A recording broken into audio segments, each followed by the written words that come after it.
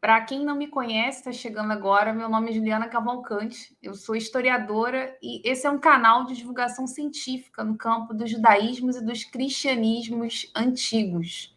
E hoje nós vamos falar sobre o seguinte tema: glossolalia e xenoglacia, que é um tema que vocês pediram aqui também no canal. Então a gente vai falar um pouco sobre as passagens de Atos 2 e 1 Coríntios 14, fazendo uma análise delas, evidenciando primeiro que elas são experiências diferentes e como que elas estão absolutamente imersas dentro desse ambiente helenístico, dentro desse ambiente da antiga bacia mediterrânea.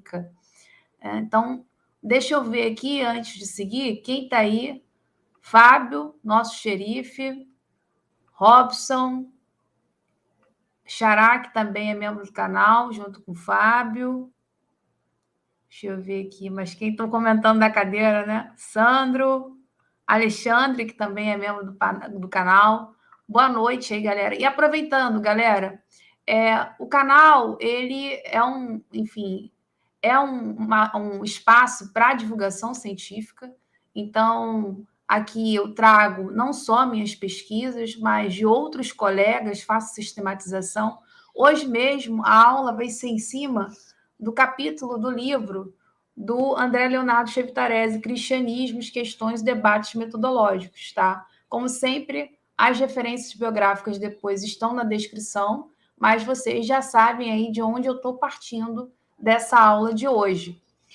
E lembrando também que vocês podem estar ajudando o canal, primeiro, se inscrevendo, compartilhando com os amigos, deixando aquele like. Quem ainda não deixou, deixa o like. E também pode se tornar membro do canal. São 3 categorias, é só escolher a sua, beleza? Vamos ver aqui quem chegou mais. Pô, foi aqui, ó, Val, Neto, Vânia, Anthony. Pô, maneira aí, ó, dizendo que é a primeira live. Aqui, ó, Salete, lá de Santa Catarina. Um beijo para o pessoal de Santa Catarina. Mas, galera, vamos aqui para a aula. Como de costume, eu projeto, né, uns materiais que eu faço para a gente poder estar ordenando aqui as nossas aulas. Fiquem à vontade aí para já ir pensando em perguntas, que depois eu vou estar abrindo para ler as perguntas, responder as questões que vocês me enviarem. Lembrando que também, por meio de questões, vocês podem estar ajudando o canal. De que forma? Enviando superchat, valeu demais, né? Super xícaras, essas coisas. Mas antes, eu queria lembrar que amanhã vai começar o primeiro curso de 2023. Vocês sempre falam, pô, você demora muito para colocar cursos. Então, já comecei o ano com um curso novo. O curso é Cristianismo para além de um olhar teológico. E esse curso é voltado para, se atentem a segundo ponto, que, aliás, é o que eu mais bato aqui de frente vídeos gravados nas aulas, é aprender a separar história de teologia. Ou seja, entender que os textos que compõem o chamado Novo Testamento, a Bíblia como um todo, seja tanto o material vétero quanto o Novo Testamentário, neotestamentário, há muita história, mas para a gente buscar essa história, a gente precisa primeiro tirar todas as camadas teológicas que existem nesse texto e que você foi educado desde os seus primeiros anos de vida. E nesse curso eu vou estar justamente ensinando como metodologicamente fazer esse processo. Vão ser 4 aulas mais uma, na verdade são 5 aulas que eu estou colocando uma aula bônus que começa amanhã. E esse material vai ficar disponível lá pelo Hotmart, onde as inscrições estão rolando. Então, vocês dão uma olhada lá, o link também está aí na descrição. Enfim, ainda dá tempo para poder se inscrever, tem as últimas vagas aí, beleza? Mas muita propaganda, vamos para o conteúdo que interessa. Como eu falei, a aula de hoje ela é voltada para falar sobre duas passagens. A primeira de Atos 2 e a outra de 1 Coríntios 14, que são as narrativas que são utilizadas para se falar sobre a glossolalia. Mas o primeiro ponto que eu quero fazer aqui é ensinar vocês a ler historicamente, metodologicamente, essas passagens. E entender que, conforme a gente vai fazendo a leitura aqui, apontar por que a narrativa de Atos é diferente da narrativa de 1 Coríntios. Então, nós estamos falando de dois fenômenos completamente diferentes, que, do ponto de vista teológico, costuma se ler como se fosse uma coisa só, do ponto de vista confessional. Mas não, eu estou querendo dizer aqui que, historicamente falando, você lendo o texto, você percebe que são duas experiências. Lembrando aí também que nós estamos falando de dois textos que estão temporalmente bastante distantes. Atos é um texto datado ali por volta da primeira metade do século II, enquanto que 1 Coríntios é datado da década de 50 do século I. Então, são temporalmente distantes. Ponto 2. O autor de Atos não conheceu Paulo. Eu já cansei de repetir isso aqui no canal e vou continuar repetindo. Não estamos falando de um autor que andou, conviveu com Paulo. Esqueçam o Paulo de Atos. O Paulo de Atos não é o Paulo histórico. Então, estamos falando aí de documentações independentes. Essas documentações não estão correlacionadas. E os fenômenos que a gente também vai analisar aqui também são independentes. Mas vamos lá, vamos ler aqui primeiro. Aliás, deixa eu mexer isso aqui para poder melhorar aqui. Opa, peraí. Deixa eu ajustar aqui. Fica melhor assim, pronto. Não, acho que fica melhor. Cadê? Assim, né? Isso, bem melhor. Pronto. Ao chegar o dia de Pentecostes, encontravam-se todos juntos no mesmo lugar. Então, a narrativa de Atos está falando de uma narrativa de Pentecostes. Quando você está lendo historicamente, é isso que eu estou aqui querendo que vocês aprendam. A gente precisa se atentar às informações que o autor está trazendo.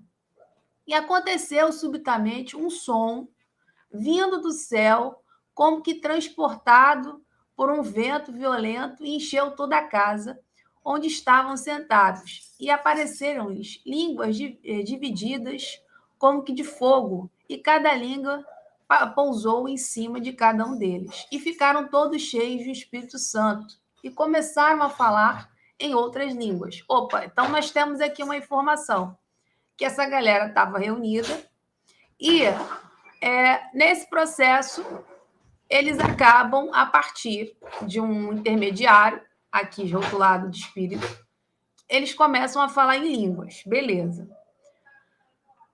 Seguindo. Cadê? Começaram assim. Estavam residindo em Jerusalém, judeus que eram homens piedosos vindos de toda a nação, das quais há debaixo do céu.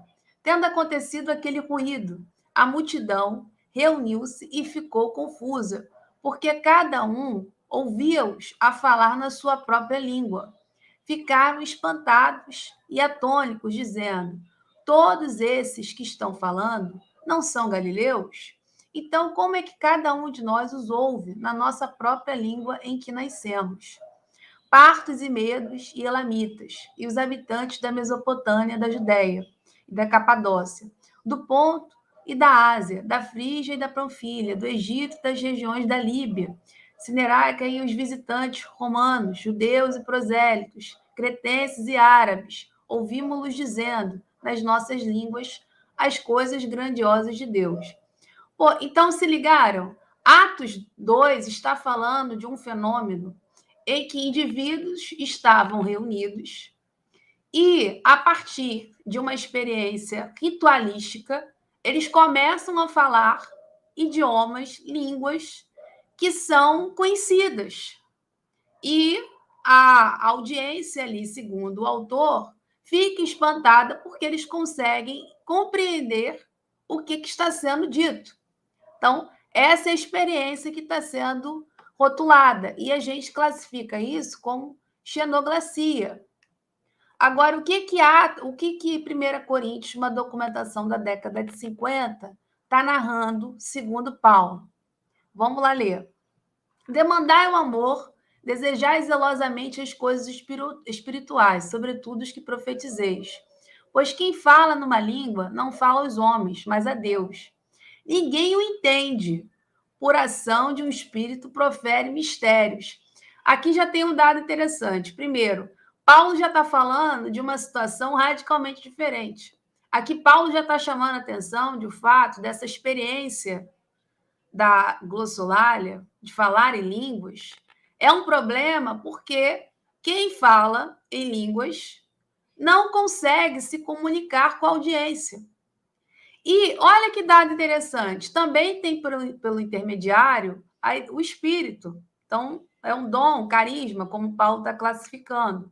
Mas eu chamo a atenção ao termo mistérios. Quem aqui já me acompanha há algum tempo sabe que eu fiz aqui uma série de aulas, vídeos gravados, falando sobre cultos de mistério, em que, quando a gente vai olhar para esse caldeirão cultural, religioso dos primeiros cristãos, a gente vai se deparar com uma série de cultos politeístas que tem essa terminologia aqui de base, os mistérios, aonde a pessoa precisa ser iniciada e, conforme ela é iniciada, ela vai adquirindo graus de conhecimento. E esses conhecimentos estão diretamente associados com conteúdos, informações que são reveladas sobre o sagrado. Olha que dado interessante. Então, aqui fica mais explícito. A diferença está no fato de que esse espírito aqui revela um mistério do qual quem fala não consegue se comunicar com a audiência. Enquanto que aqui também tem essa ação desse agente intermediário, mas eles conseguem se comunicar. Então, são experiências diferentes, mas que partem de um mesmo princípio. O que eu estou chamando a atenção com isso? Com a ideia de que a glossolalia e a xenoglacia, embora tenham fins diferentes, elas partem de um mesmo ambiente comum. Que ambiente é esse? Os politeísmos. Quem não assistiu essa aula, quando acabar aqui, depois confere lá, eu também vou deixar na descrição. Nós temos cultos de mistérios ligados ao mitraísmo, né, ao deus Mitra, ao deus Apolo, a Dionísio. Então, olha que dado interessante. Significa dizer que Paulo e o autor de Atos dos Apóstolos está apenas e tão somente falando para um judeu? Ou que tipo de judeu que ele está falando? Ele já está falando em um judeu que está imerso dentro desse ambiente cultural grego. Ou ele está falando para um politeísta que passa a congregar dentro dessas igrejas, dessas casas-igrejas paulinas, dessas casas-igrejas de Atos, entendendo que aquele espírito que faz ele falar em línguas, seja da glossolalia ou da xenoglacia, é algo muito similar ao que ele já estava vendo num culto de mistério, por exemplo, de Dionísio, num culto de mistérios dedicado a Apolo, dedicado a Mitra. Então, olha os pontos em comum. O que eu estou chamando a atenção é que a glossolalia e a xenoglacia, então, são ótimos exemplos para observar como que essas comunidades cristãs, pós-morte de Jesus, estão se estruturando de forma muito similar a o quê? A cultos politeístas, a um ambiente cultural grego. Mas seguindo. Mas quem profetiza fala aos homens para sua edificação, exortação e consolação. Quem fala numa língua edifica a si mesmo, mas quem profetiza edifica numa congregação. Quero que todos vós faleis em línguas, sobretudo para que profetizes. Quem profetiza está acima daquele que fala em línguas, a não ser que também interprete, para que a assembleia possa tirar edificação. Irmãos, se eu agora for encontrar convosco, falando-vos em línguas, que vos apresentarei, a não ser que vos fale com ou por revelação, perdão, ou por conhecimento, ou por profecia, ou por doutrina. Então, isso também é um dado interessante. Ora, se a glossolalia e a xenoglacia são experiências religiosas no interior dessas comunidades cristãs, pós-morte de Jesus, que revelam diálogos, ponto em comum com os cultos de mistérios politeístas, caramba, os cultos de mistério politeístas, eles têm graus. É uma hierarquia muito bem estabelecida, perdão. Ora, se essa hierarquia é muito bem estabelecida, aqui também a gente já vê um processo de hierarquização. Então, nós estamos falando, de um lado, não só de como o cristianismo ou os cristianismos se aproximam desse mundo helenístico, desse mundo grego, mas também do ponto de vista ritualístico, mas também do ponto da forma da estrutura, de como essas casas, igrejas, como esse culto cristão irá se estabelecer numa relação de quem manda e quem obedece. Vejam como isso é um elemento importante. E esse elemento, então, é importante, não por acaso aparece 2 vezes em comunidades de tradições paulinas, justamente porque indivíduos que vêm do ambiente não grego, ao ouvir falar tanto na glossolalia quanto na xenoglacia, já entendem a estrutura, tanto do ponto de vista de uma hierarquização para a obtenção desses mistérios, como ritualisticamente isso se processa. Mas seguindo, então, até as coisas sem vida que dão som, seja uma flauta, seja uma citara, que não oferecem distinção nos sons, como se saberá o que será, se está sendo tocado na flauta ou na citara? E se a trombeta der um som indistinto, quem se preparará para a guerra? Do mesmo modo, também vós, se não derdes através da língua um discurso inteligível, como saberá o que dizeis? Sereis pessoas falando para o ar.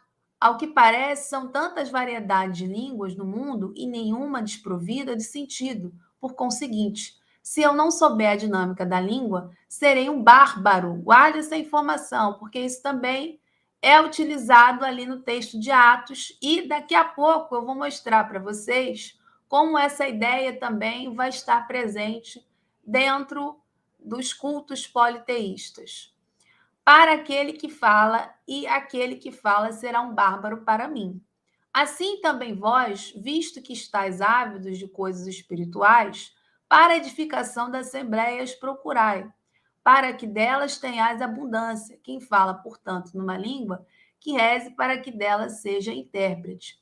Então, ora, a gente vê aqui, então, como eu falei, já há 2 aspectos. A gente consegue entender que, por meio da comunidade paulina, a glossolalia estava sendo utilizada como uma estrutura de inversão social. Todo mundo ali está querendo falar em línguas. Mais para frente, Paulo vai até dizer que ele fala mais do que todo mundo ali. Ele é o Todo-Poderoso. Então, um mecanismo, a glossolalia, como um mecanismo de poder. Mas Paulo, ao estabelecer uma preferência entre a profecia, para quem só fala, faz, pratica glossolalia, uma hierarquização nesse sentido, ele dá continuidade, então, com essa estrutura altamente vertical desses cultos de mistérios, aonde você precisa subir graus, você precisa agariar graus para ter maior conhecimento sobre esse sagrado, sobre, no caso, esse espírito. Então, olha os pontos em comuns. Além disso, tem um outro dado interessante que a gente consegue perceber pontos em comum. Tem uma antropóloga chamada Felicitas Goodman que ela vai analisar o fenômeno da glossolalia. E ela vai dizer que a glossolalia, né, nas igrejas, atuam como um processo de aprendizagem. Ela vai observar que as falas, as expressões, a postura da pessoa, ela se dá sempre em contexto de transe, êxtase religioso, e as falas, o comportamento é feito como uma espécie de uma repetição. Então, a pessoa observa, no êxtase religioso, ela acaba imitando, repetindo, copiando. Então, não há nada de novo, mas é uma atividade sempre grupal, aonde esses indivíduos, um aprende com o outro. Então, também a necessidade de você ter graus dentro desse processo de iniciação.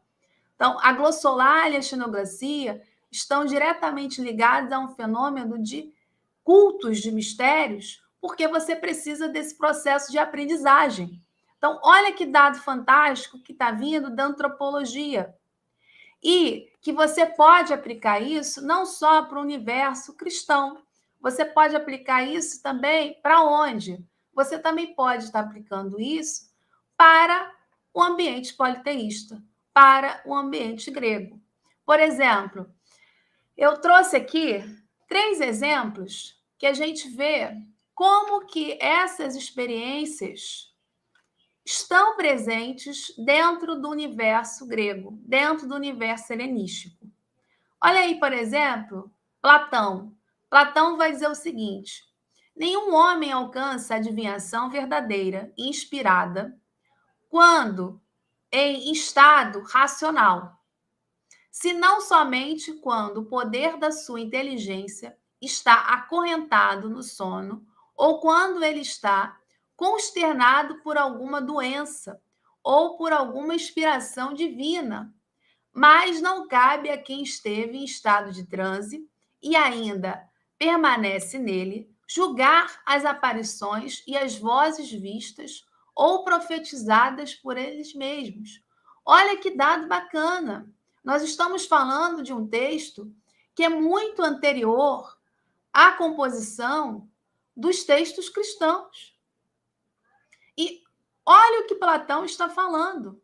Platão também está falando de uma experiência de êxtase religioso, uma experiência estática, que nós podemos chamar de glossolalia, que está chamando atenção, primeiro, para a necessidade desse indivíduo não estar em forma racional. Lembrem-se, em Atos, há um tom jocoso de uma crítica que vai dizer que os indivíduos lá estão bêbados, estão alcoolizados. Ora, então, não estão em estado racional. Olha como que o autor de Atos e o autor de Paulo, embora falem de experiências diferentes, mas partem do mesmo ambiente cultural, do mesmo ambiente religioso. Isso significa dizer que o autor de Atos, ou Paulo, quando escreve sua carta, ele não está direcionando apenas e tão somente para um judeu de língua hebraica, por exemplo. Ele está falando para um judeu de língua grega, que conhece esse universo de Platão. Ele está falando para um temente a Deus, um politeísta, que conhece esses cultos, tem na sua rua, convive na mesma cidade, na urbis, na polis que ele está inserido, esses cultos dedicados a Apolo, dedicados a Mitra, dedicados a Dionísio e por aí vai, são de conhecimento. Ele está vendo aquilo, ele tem essa informação que Platão está trazendo. Então, Paulo fala para um público de língua grega. Então, não adianta você pegar a Bíblia hebraica e só ficar lendo a Bíblia hebraica, ou só ficar lendo, querendo que o Antigo Testamento explique o Novo. Isso é um olhar teológico e completamente complicado. Por quê? Você está se afastando do ambiente cultural desse camarada aqui, ó. Você deveria estar lendo Platão. Outro autor que você deveria estar lendo, Aristófanes, lá em As Rãs, em que ele vai dizer que profeta lá também, para poder estar falando o que ele fala, ele faz o emprego de palavras báquicas dos iniciados ao culto do deus Dionísio. Então, todo o processo de adivinhação, profecias, dentro do culto de mistério dedicado a Dionísio, também é feito por palavras que apenas os iniciados têm o conhecimento, têm essa informação.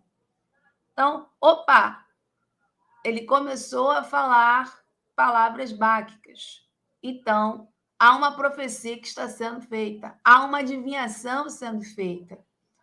Então, olha como é que é o processo de aprendizagem, a necessidade de você, do ser o iniciado, ponto 1, para você compreender. Ponto 2, nem todo mundo está preparado para fazer essa profecia, praticar essa glossolalia, essa xenoglacia. Por quê? Porque você precisa de graus de conhecimento, você precisa desse processo de aprendizagem para como você irá se relacionar com essa experiência, com esse sagrado, com essa divindade. No caso aqui, a divindade Dionísio. Mas aqui em 1 Coríntios, já é esse Jesus ressuscitado, é esse Espírito. Então, olha como que, no fundo, a experiência, a base dessa experiência é a mesma. O que você está tendo é uma mudança de divindade. Então, de novo, a glossolalia e a xenoglacia são ótimas experiências de estudo para a gente, ótimos objetos de estudo, para a gente observar como essas experiências religiosas cristãs estão imersas dentro desse mundo grego. Olha um outro aqui exemplo, Heródoto, foi um historiador da antiguidade. No templo, ele vai relatar que no templo do deus Apolo, de Tebas, o profeta Apolíneo fez, né, ou melhor, vaticinou aqui, profetizou o oráculo de Deus em uma língua considerada bárbara para os tebanos. Olha que dado interessante. Então, quer dizer, uma língua estrangeira, uma língua de fora. Algo similar também que Paulo vai dizer. Olha aqui que Paulo vai dizer. A dinâmica da língua seria um bárbaro para aquele que fala, e aquele que fala será um bárbaro para mim. Então, olha as associações que estão sendo feitas. Mas, de novo, você só consegue captar isso lendo o quê? Lendo a Bíblia hebraica? Não, não que você não vá ler a Bíblia hebraica, você deve ler. Mas você ficar na expectativa que o chamado Antigo Testamento vai responder o Novo, bem, aí você já começou muito mal com relação a um olhar histórico. Você precisa ler esses materiais, você precisa ler Platão, você precisa ler Aristófanes, perdão. Você precisa ler Heródoto, você precisa ler esses autores gregos que estão falando dessas experiências que eles estão vendo. Heródoto está narrando algo que ele viu, algo que ele é contemporâneo. Aristófanes, a mesma coisa. Platão, a mesma coisa. E o que é dado interessante, eles sempre chamam atenção para cultos de mistérios, aqui os casos que eu trouxe, para divindades solares. Vocês se ligaram nisso? Apolo, né? A gente também tem, que é uma divindade não só solar, mas que também está ligada a esse ambiente dos mistérios, aos cultos de mistérios. Dionísio, que também está ligado aí às festividades do vinho, e também está ligado a essa ideia do ambiente de quê? De um indivíduo que faz a transição do submundo, né? Do mundo dos mortos para o mundo dos vivos. Então, são todos elementos que vão ajudar o quê? Nesse processo de construção das imagens e das ideias que se tem sobre esse Jesus divinizado. Então, a escolha que eu estou trazendo aqui, de trazer esses autores, as referências a Dionísio, a Apolo, não são por acaso, porque são os referenciais de base que serão adotados pelos seguidores, pelos seus primeiros seguidores de cristãos, né, essas primeiras gerações, seguidores de Jesus, perdão, no processo de construção, de divinização de Jesus. E reparem como isso é rápido. Paulo já está fazendo esse processo de associação quando ele define a glossolalia de forma muito similar a essas experiências que estão sendo encontradas aqui. Então, Paulo, não esqueça aquele Paulo lá que está aos pés de Gamaliel. Nós estamos falando de um Paulo que está imerso dentro desse ambiente cultural grego. De um Paulo que sabe muito bem o que são esses cultos de mistério. Emprega a terminologia, incorpora rituais, práticas, experiências religiosas similares, que entende a importância do êxtase religioso, de um estado irracional que você acessa de forma grupal, por meio de cantos, ou por meio da bebida, do álcool, tanto que há essa crítica lá em Atos, para acesso ao quê? Acesso ao sagrado. E que, em todo caso, esse acesso não pode ser feito, Paulo vai chamar atenção, de forma horizontal, não é para todos. Esse processo precisa ser o quê? Esse processo aprendido, ensinado, algo que ele também, então, está o quê? Dialogando, está incorporando, indo ao encontro, concordando com essas experiências aqui, plurais, com essas experiências que advêm do campo politeísta. Então, só para finalizar, por meio da glossolalia, a gente consegue, primeiro, rastrear esse público, que é um público imerso dentro de um padrão cultural grego. Ponto 2, a gente consegue perceber como nós temos um Paulo já na década de 50, fazendo todo esse processo de divinização e inserção desse Jesus dentro do mundo grego, inclusive em práticas ritualísticas, em fenômenos realizados no interior dessas casas-igrejas. E a gente também consegue perceber como que nós estamos falando de dois fenômenos diferentes, a glossolalia e a xenoglacia, mas que são fenômenos que, em ambos os casos, têm diálogos, estão inseridos dentro desse mundo aí politeísta. Beleza, galera? Vamos então aqui para as perguntas.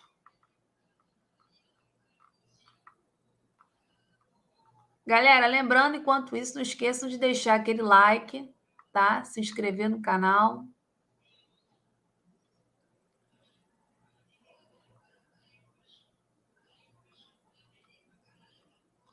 Vamos ver aqui.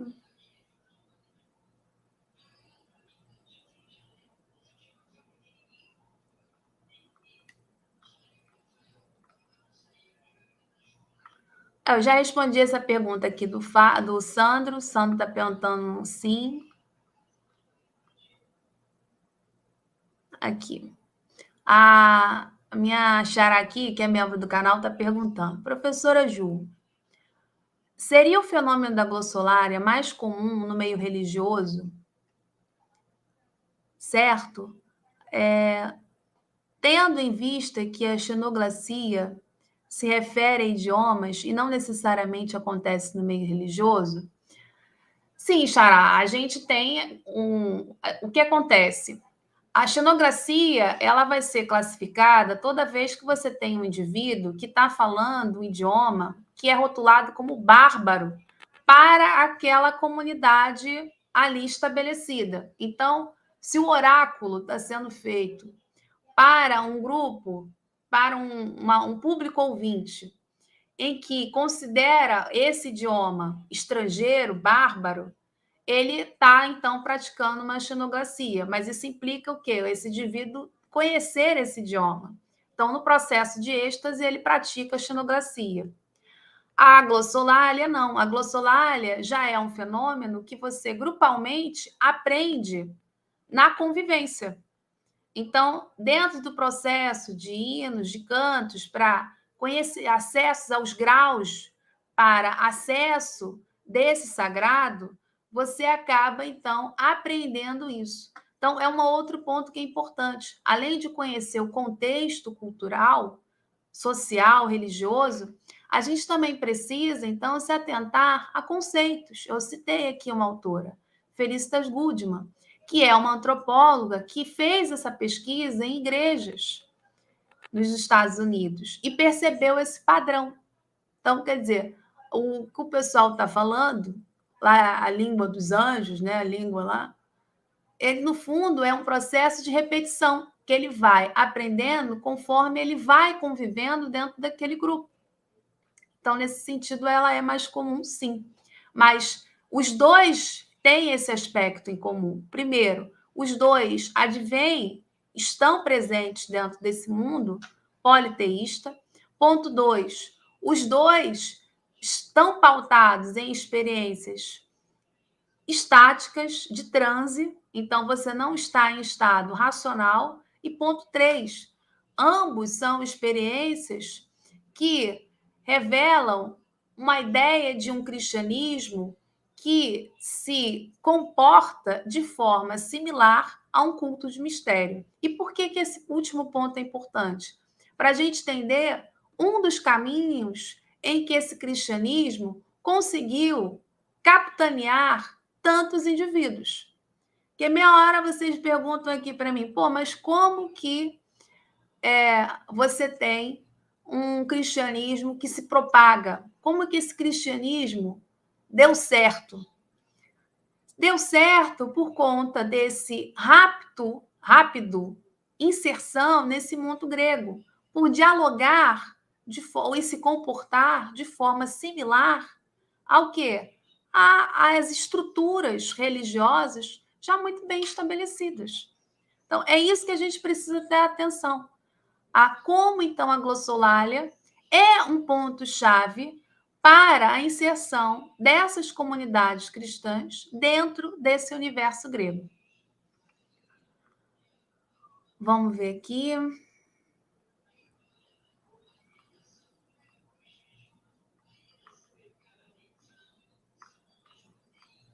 Deixa eu ver se tem mais alguma pergunta. Galera, enquanto isso, vou repetir aqui. Não esqueçam de deixar aquele like, se inscrever no canal, tá? Compartilhem com os amigos também. Eu acho que é isso. Então, deixa eu só reforçar aqui o convite também. Lembrando aí que amanhã começa o curso, tá? Eu sei que alguns aqui já estão até inscritos no curso, acharam mesmo, tá? Esse curso a gente começa amanhã e o objetivo do curso é exatamente isso, fazer esse processo de separação. Porque aqui chega muita gente no canal toda hora falando: ah, mas Paulo era isso, Jesus era aquilo, Pedro era isso. Sim, mas tudo que mandam é teologia. Entender que esses textos, primeiro, eles têm uma datação, eles têm um ambiente de produção. Isso tudo aqui eu falei, pô, mais ou menos em meia hora, 40 minutos. Mas para chegar a essas conclusões, fazer esse tipo de leitura, só mesmo conhecendo, então, autores clássicos, autores de língua grega, língua latina. A Alessandra está aí falando também, que é membro, também está inscrito no curso também, bom saber. Quer dizer, então, a gente precisa captar esses autores. Eu insisto com vocês. Vamos dar uma freada em ler textos da Bíblia, só textos da Bíblia hebraica. Ah, vou só ler o Antigo Testamento. Não. Vamos atrás de autores clássicos. Vamos atrás de autores agora contemporâneos que fazem pesquisas, cientistas, né, para ficar melhor, cientistas que trabalham com o Império Romano, cientistas que pesquisam sobre esses cultos de mistérios. Então, atenção a isso, porque se ficar só ali lendo esses textos sem se atentar a esse conjunto de informações, vai ficar difícil. Marcos aqui está perguntando até que ponto o oráculo de Delfos influenciou a igreja de Corinto. O Marcos Vinícius, eu não diria só a ideia do oráculo de Delfos, mas eu chamaria atenção a todos esses cultos de mistério, a todo esse ambiente cultural, religioso. Isso está impactando não só a igreja de Corinto, tá? Isso está impactando a todas essas experiências cristãs que fizeram uso da glossolária e da xenoglacia, que são um verdadeiro fenômeno, né? Sucesso aí em igrejas cristãs hoje no mundo contemporâneo. Mas nós precisamos estar atentos, não só, eu vou escolher aqui o oráculo de Delfos. Eu vou escolher só aqui, sei lá, o culto de Dionísio. Não. Até porque esse processo de divinização de Jesus é quase que uma verdadeira coxa de retalhos. A gente vê aí uma série de elementos que são utilizados ou que trazem nesse processo de formação desse Jesus como Deus. E por que que você tem essa expressão aí que eu estou usando de coxa de retalhos? Simples.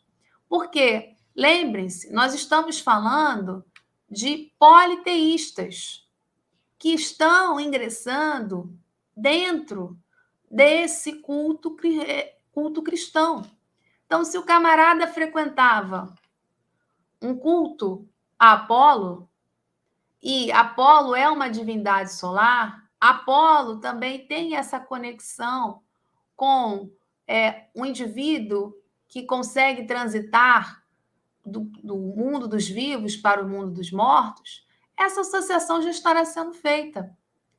Essa associação já irá impactar, então, no quê? No seu objeto de estudo, na necessidade de você conhecer como funcionava o culto dedicado à divindade Apolo e como esse culto corrobora para as experiências cristãs estabelecidas a partir do contexto de pós-morte de Jesus para frente.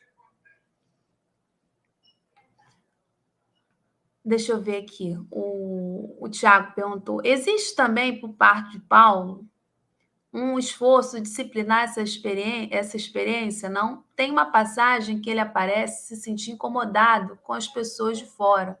Achariam ao ver tais experiências. Sim, tem, Tiago. Tem, no sentido de quê? Que a gente observa que em 1 Coríntios, a glossolalia está sendo utilizada como um mecanismo de inversão social. O que eu quero dizer com isso? Aonde a glossolalia, todo mundo está querendo praticar glossolalia, né? Todo mundo está querendo, né, estar em êxtase religioso e estar falando em línguas. E Paulo chama atenção: opa, não é por aí, não é bem por aí, né? Ele vai colocar na frente a ideia de um profeta que consegue se comunicar com a audiência. Ponto 2, ele vai dizer que ele detém todos os dons, todos os carismas lá do Espírito, então ele tem tudo. E isso, você tem razão, é nesse sentido de disciplinar. Mas disciplinar também em que sentido? Fazer com que essa comunidade se comporte de forma similar aos cultos mistérios. Então, ele não quer, a partir da glossolalia, instaurar algo novo, mas ele quer, nesse sentido, dar continuidade. É isso que ele está apontando. Então, você tem razão. não é só uma preocupação com quem está de fora, mas eu diria também uma preocupação com quem está de dentro. Então, Paulo está pensando nesse sentido em manter essas estruturas, manter essa ideia de graus em que o iniciado precisa perpassar. E aí, no caso, o Espírito faz esse processo de mediação, ao menos é o que ele aponta no texto. A Vânia, tem uma passagem no Novo Testamento que diz: não vos embriagueis com vinho, em que há contenda, mas enchei-vos do Espírito Santo. Essa passagem se refere a uma exortação para que não haja confusão? Vânia, eu diria que essa passagem também está ligada à ideia de quê? Do êxtase religioso.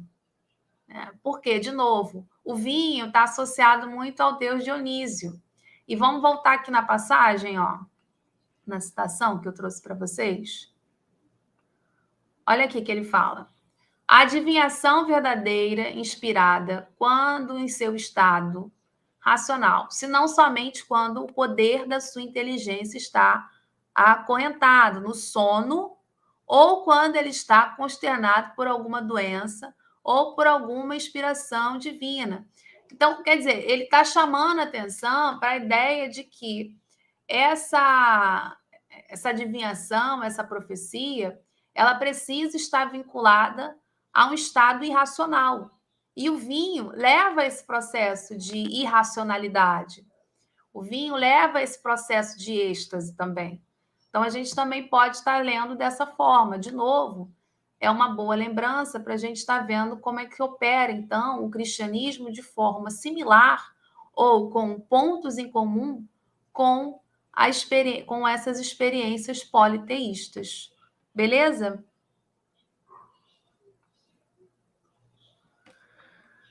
Bem, eu acho que é isso, né? Tô vendo aqui mais pergunta nenhuma.